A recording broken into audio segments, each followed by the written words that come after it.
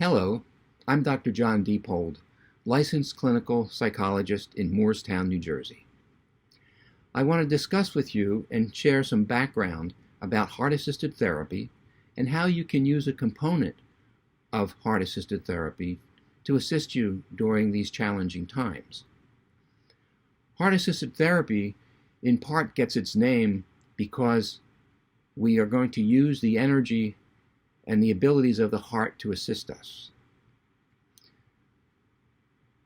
Have you ever noticed what people do naturally when they get upset about something, or when they get excited about something positively, or are stating something that is truthful and genuine? What do they do with their hands? If you think about it, and once I tell you, you'll see it everywhere, in the movies, on the TV, with your family, with your friends, yourself. They touch their heart. One hand, the other, they instinctively go here. And when I teach in Europe, they do the same thing. It seems to be a universal phenomenon, and people tend to be unaware that they do it. So I became curious and wanted to know, what is it with our touching our hands to our hearts? And it seems to be our innate way to self-regulate, whether we get elated high or we get upset down. It's kind of a resetting mechanism for our mind, body, energy, our neurologic systems. The heart is very interesting. And what most people know about the heart is it's a magnificent muscle that pumps blood, pumping about 6 quarts of blood, which make a round trip about every 20 seconds. Quite a powerful pump it is. But the heart is, as it turns out, is much more than that. For example, in 1983, the heart was found to secrete a hormone, and has since been classified as an endocrine gland as well. Currently, there are about 4 or 5 hormones that the heart is said to secrete. In 1991, a cardiologist found that the heart had its own intrinsic nervous system.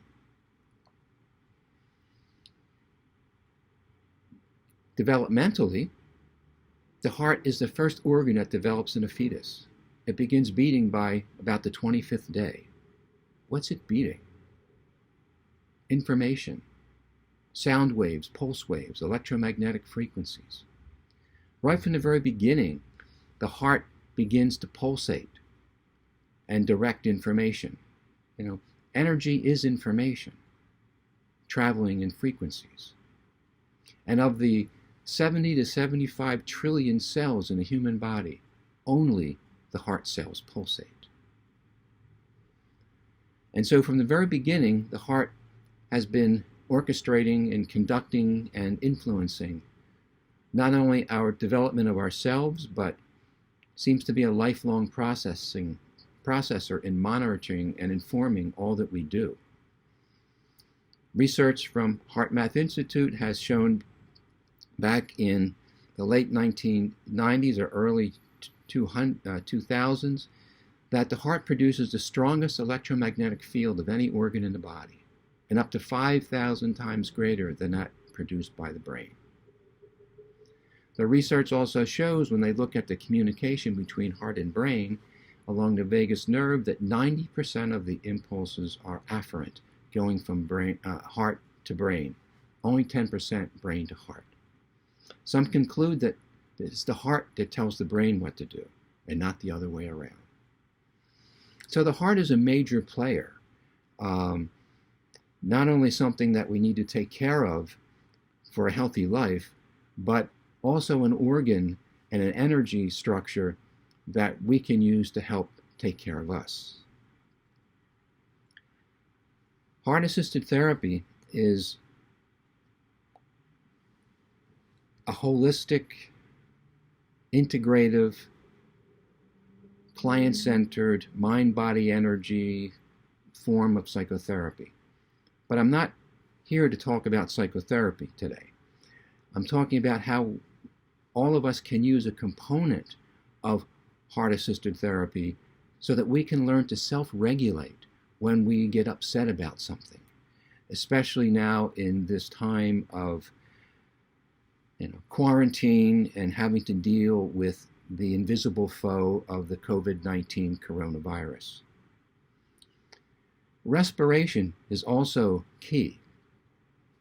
Our respiration is under the domain of our autonomic nervous system. And most of the time we think nothing about how we're breathing. However, my many years of clinical experience in using heart-assisted therapy shows that when people get anxious, their breathing becomes quick and shallow, even stops before taking another breath. And so the two branches of the autonomic nervous system here, the parasympathetic is the exhale, and the sympathetic is the inhale. That's the engine, if you will, the accelerator. And the parasympathetic, the exhale, is the brake. And so when that gets out of balance, our system gets out of balance. And so we can also use breath and breathing as a way to bring things into balance. And so you have learned probably and have read and experienced many different kinds of breathing patterns based on counting procedures. However, what the body knows best is its own natural rhythms. What I'd like to share with you is an exercise that I will invite you to do with me. It'll take about 3 minutes, and then I will invite you and teach you how you can use acceptance statements, which are going to be part of this exercise, that you can personalize, given your own unique feelings and responses to what you're living with currently. So let me invite you to find a place. You can sit or stand. It really doesn't matter. You can lie down. And I'll walk you through this exercise, and then I will show you ways that you can personalize this. All right. Excuse me. Let me invite you to free your mind, blankly focus, and place your hands over your heart. Whether you put your left over your right or right over your left is irrelevant. It's just what you do naturally. And now just free your mind and blankly focus and take 3 normal, easy respirations, which I call heart breaths.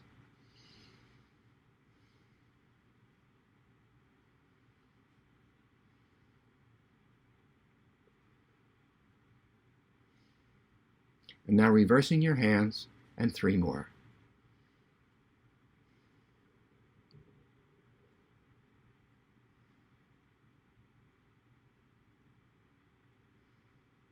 And back again, 3 more.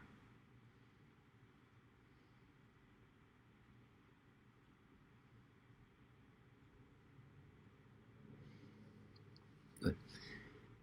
And now take another heart breath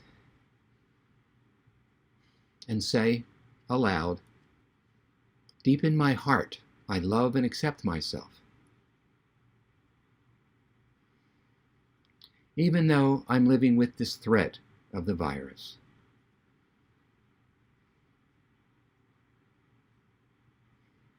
And reversing, another heart breath. Deep in my heart, I love and accept myself. Even though I'm living with this threat of the virus.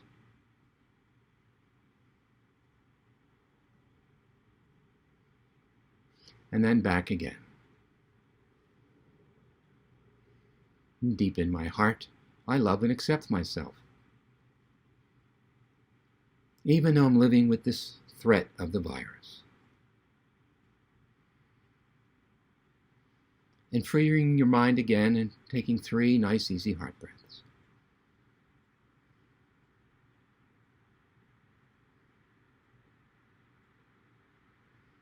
And reversing, and 3 more.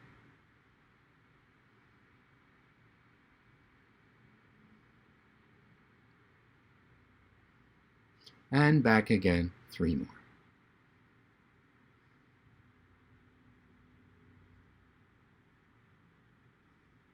So the heart breaths are like The 9 heart breaths are like bookends around your acceptance statements. Now, acceptance statements are different than affirmations. Affirmations tend to be statements about what we want or what we desire. Acceptance statements are a recognition of what is. And that's a critical step to understand that we need to accept what is so that change becomes possible. Now, the reversing of the hands has to do with how information is accessed and, if you will, stored and processed through our nervous system and through our vagus nerve. That perhaps I will discuss on another video. Now, let's talk about how you can personalize your acceptance statements. For some people, if not for all of us, this has been a challenging time. We are having to stay indoors. We are having to social distance. We are needing to wear masks. We're needing to wear gloves. We're needing to washing our hands, so much that for some our hands are turning red and cracking or raw. Part of what we're doing to be safe for ourselves, safe for other people. But while we might all be under the same constraints, our responses to it are uniquely personal. For example, you might want to be constructing an acceptance statement that involves, for example, deep in my heart, I love and accept myself, even though I'm anxious. And then you would follow the same pattern of the protocol. After you say that, you take a heart breath, reverse, you say it again the second time, take a heart breath, and then reverse, and back for the third time. And then you can string together acceptance statements. For example, deep in my heart, even though I'm angry. Or deep in my heart, even though I'm frustrated with having to stay in. Deep in my heart, I love and accept myself, even though I don't know what to believe or who to believe. I don't know where truth is. I don't know if I will get sick. Even though I lost someone who became sick. Even though I can't hug my grandchildren or my family members or be involved with my friends. Even though I can't go to work. Even though I've been put out of work. All of these things are in play at a very individual level. And you can tailor this approach to help stabilize your physiologic and emotional response. We can't change history. We can't change reality of what's going on. But we can change how we self-regulate and adapt and cope in going forward. I will speak more about heart-assisted therapy in future videos. But for the time being, as we often hear, please stay safe and be well. Thank you.